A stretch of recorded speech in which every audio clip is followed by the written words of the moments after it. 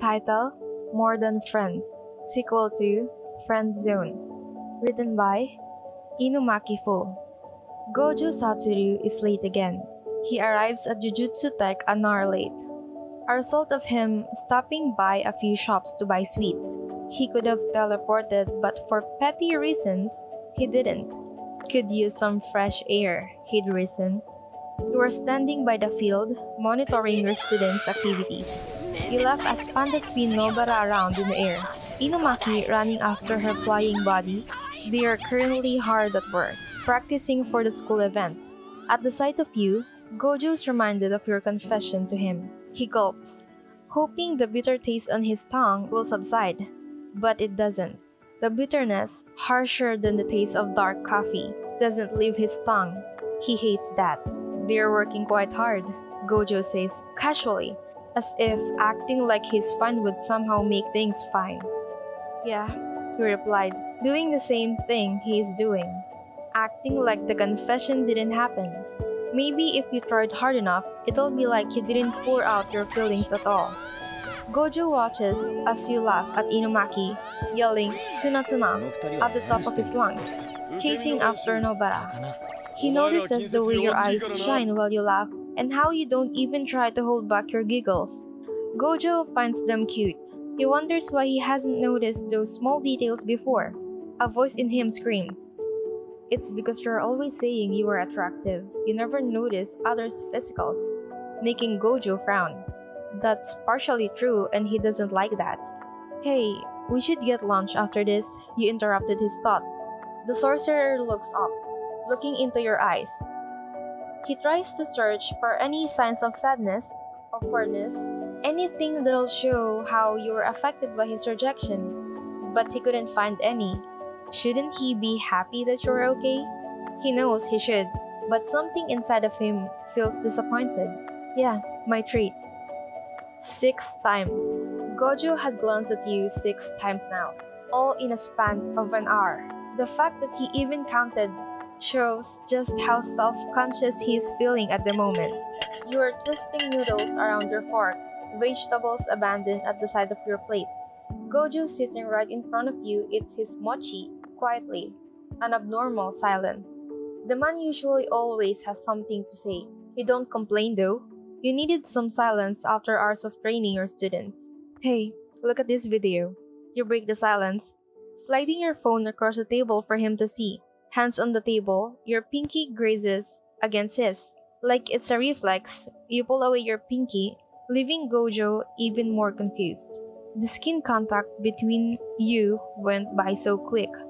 Gojo's mind starts to imagine. A picture of you holding his hand pops up in his mind, and he feels goosebumps all over his body, but the memory of you flinching and pulling your fingertips away knocks out all the images out of his head. "They're acting like I'm poisonous," Gojo monologues. He watches from the side of his eyes as you put your hands down under the table, tapping your fingers against the wooden table. Gojo pushes your phone back to you. "Let's go." He gets up, and you do too. He holds his arms up to you. A muscle memory. He always does that. It's been a platonic thing all these years. Unlike always, you don't link your arms with his. Day by day, Gojo starts to understand his feelings. He had realized that they aren't platonic, but he only realized just how intense his feelings are one day at a meeting. Yaga sits at the edge of the table, scanning the reports in hand. You sit between Nanami and Gojo, legs crossed. You've always been a professional shaman. You get shit done and you smile at your coworkers. You have fun and you're dedicated to your work. Classic lovely YN. People would say every time one brings up your amazing mannerisms. Gojo, knowing you for years, is no stranger to those compliments. However, he draws a line when a compliment sounds like flirting. "You're a lovely individual. I'd love to work with you someday," Nanami utters, before turning his attention back to Yaga. Gojo can see the blush creeping up your cheeks and your fingers fiddling with your top. "Flirting in work now, Nanami?" Gojo wastes no time to call the male out. Nanami looks at the sorcerer, an eyebrow raised. "It's just a small compliment." Gojo grits his teeth, then Why does the small compliment irks him so much?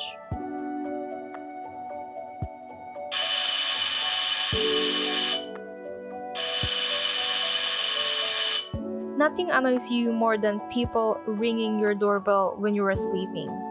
Not even stubborn curses. Still in your pajamas, you somehow make it to your door. By somehow you stub your toe against the furniture and you walk while holding the wall. Ryan, a drunk Gojo slurs.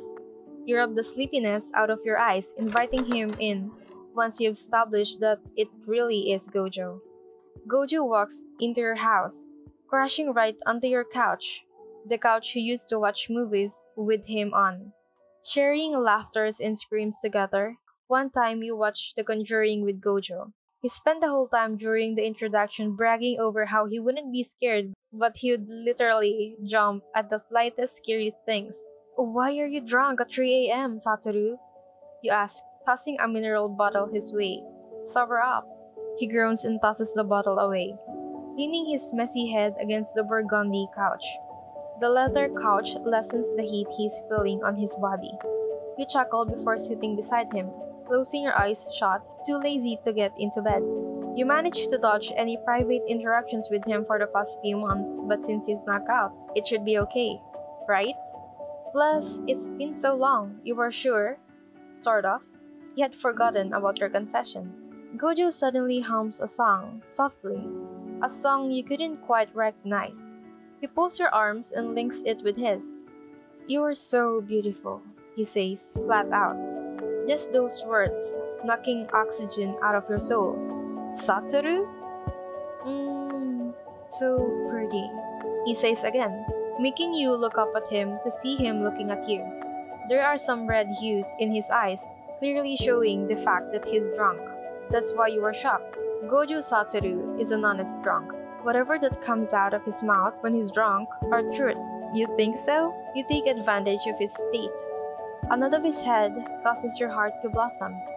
Yeah, like, I like you a lot. Because you're like really cute. Especially when you smile. I really, really want to be more than friends.